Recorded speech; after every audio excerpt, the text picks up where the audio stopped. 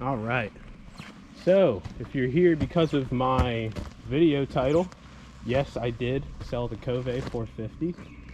No, there's nothing wrong with it. It didn't break, and I still love the bike, and it's a very good bike. So if that answers what you were looking for, I'm glad I could save you some time. If not, I'll talk a little more about that and why I have this DR650 here. So the Kove, in case you don't know, actually, I am a dealer for Kove and GPX, and everyone thinks that, oh, I'm bought out, all my reviews are paid for. No, that's not true. I don't think Gary paid anybody to make reviews besides maybe Dirt Bike Magazine. I don't know. But it was an awesome bike, and I did just open my shop, less than a year ago, and finances are tight. We're not struggling, but we had to regroup some of that cash and move it around some places. So I sold the Kove to a gentleman from Tennessee. I think he drove 5 hours one way, and it's great. He's still riding it, everything's good, and I put about 1,600 miles on that bike. A lot of it was off-road. I did just have strict off-road knobbies on it for a majority of its life, and I think maybe 600 or 700 miles of that was on-road, and that was commuting places like I did today, which the nearest trail is 60 miles from me, which is this place. So enough with that. The Kove is great. Sorry I got you with the clickbait, but I don't know, it's had to get you somehow. Anyways, yeah, this is my new to me DR650. It is a 2017. It's got just under 10k miles on it, and it came pretty farkled out, as you can see. The only things I did to it was I got some lowered foot pegs. The other ones were actually fine, and yeah, don't mind that. The guy, I guess, struggled putting in the return spring in that, so I have floppy foot pegs, and they do get stuck up sometimes, and you might see it in the video. I don't know if I caught it, but it happens. Springs are coming next week. But yeah, it came with this IMS 5.1 gallon tank, FMF exhaust, header, and slip-on. Ricochet skid plate, I think. It is aluminum though. It has some work done to the forks. I'm not sure what it is. I haven't had them open, but they're not stock. I don't know if he went with a revalve or a drop-in kit, but one day I'll find out. And then the rear shock is bone stock. I just added these Ape Racing, I guess, flex bars, for lack of better words. So far on this rocky stuff, I can't really feel much of anything. I'm not sure. It might even feel more harsh, but that could be because my forks might be out of whack. But this is my first ride on them, so it's a little too early, but I'll let you guys know how that goes, because I am interested to see how these are. My brother and his good friend both run the flex bars on their DRs. They love it, so I figured I wanted to try it, and this is something new. Not a lot of people, I guess, talk about these bars because they're kind of the knockoffs, but they're slightly different. They only dampen going down and not up, so I know some people were worried about the dampening. Also going up, that it might feel weird when you're lifting up the bike, so I don't know, maybe this is the better one. I have no idea, but this bike is pretty good. My first bike ever was a DR350, and it's funny because I had all of the nice, I guess, expensive bikes. I've had a Husqvarna 701, an Africa Twin, a Yamaha T7, and something brought me back to Suzuki. I guess it's the fact that it's cheap to live with, cheap to ride, and it's just pure solid fun with no electronics. You are the electronics. You are the clutch and brakes and whatever, ABS, throttle, you name it. It's just a raw machine. It does have great power, more than the Kove. I don't think so. I think the Kove might be faster than this, but it just lugs and grunts, and that's something that the Kove didn't really have. I mean, the Kove was a tractor, and it's partially due to its weight. I think they're around the same weight, these two bikes, but that's 8 gallons of fuel, and this is just a big, heavy, air-cooled bike. But it don't feel heavy. It's pure fun, man. It's very nimble in the road and the trails. It just gets you up anything. And I can't wait to get a new rear shock, because that rear shock has almost killed me a few times. But other than that, it's great, man. I got some knobby tires. I put a 14 tooth on there on the front, and then yeah, I'll keep you guys posted on how everything goes. This is going to be, I guess, the new shop channel bike. The Kove was kind of short-lived, but like I said, I'm trying to run a business here, so I needed some extra cash, and you know, bike's got to go. I wanted to make sure Kove was legit before investing in them, and I'm every way convinced. They're a great bike. I will get one again someday. You can't really replace that bike because there's no other one in that category. So, but this is a great bike that's most likely going to stay. I don't see why I would sell it, but if I had to keep just one bike in the stable, I think this is it, because I can still get to the trails easily. I could still rip them pretty good. Big enough fuel tank to get me around, and it's not so wide in the bottom, and you know, it doesn't get stuck in these narrow places. I've gotten stuck a few times on the Kove in some ruts and other things like that, and when you're by yourself, it's no fun. But stay tuned. Might throw in some more riding footage, I might not, I don't know, but just, you know, keep an eye out for more DR650 content if that's what you're interested in, because we're gonna get some of it. So thanks everybody.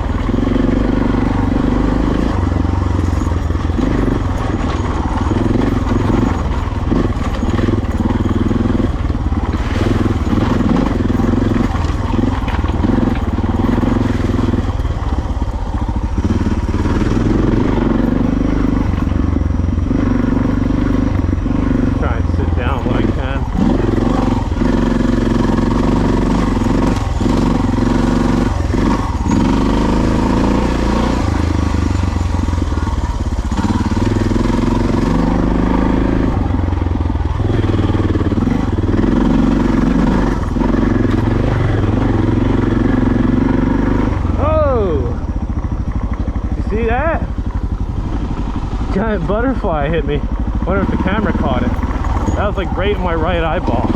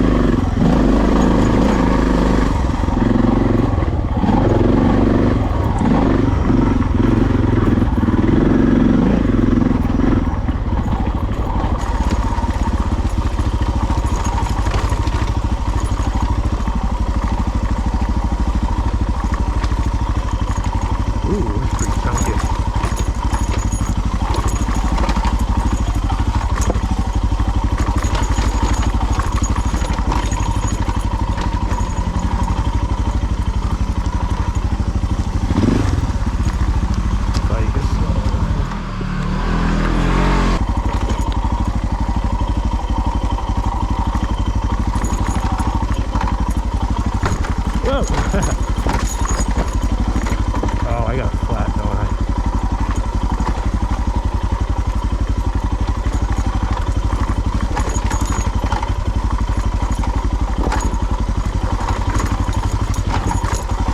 I think I got a flat. Uh-oh.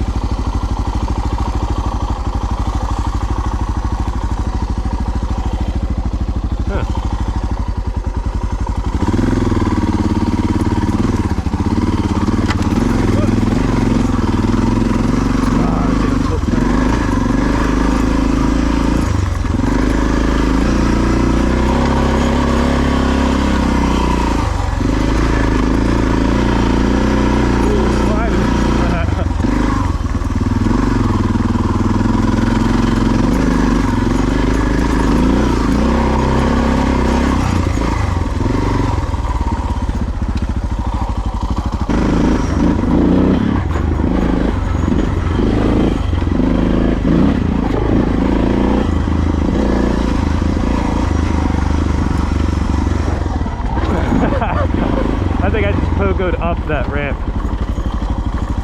That was funny. Oops. Feel a little hard.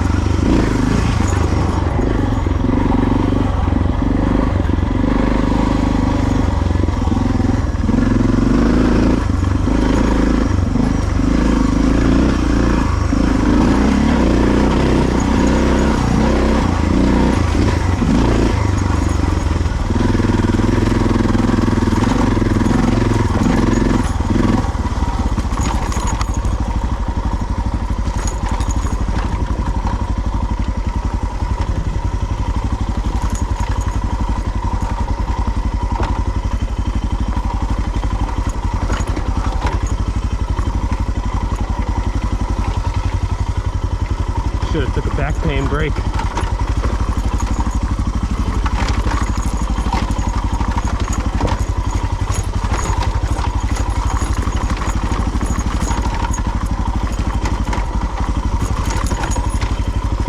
Love it.